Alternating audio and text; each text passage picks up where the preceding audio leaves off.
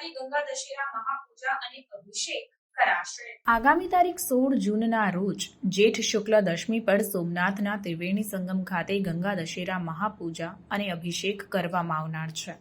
જેઠ શુક્લ દશમી એટલે કે ગંગા દશેરાના પવિત્ર અવસર પર માતા ગંગાનું પૃથ્વી પર અવતરણ થયું હોવાનું શાસ્ત્રોમાં ઉલ્લેખ છે।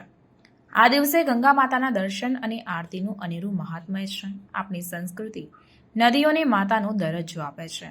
પ્રભાસ ક્ષેત્રમાં જ્યાં હિરણ, કપિલા અને સરસ્વતી નદીઓનું સમુદ્ર સાથે સંગમ થાય છે, જ્યાં ભગવાન શ્રી કૃષ્ણએ પોતાના બાંધવોની મુક્તિ માટે તર્પણ કર્યું હતું, શાસ્ત્રોક્ત રીતે પરમ પવિત્ર ત્રિવેણી સંગમ પર 16 જૂનના રોજ ગંગા દશેરાની ભક્તિમય ઉજવણી કરવામાં આવશે।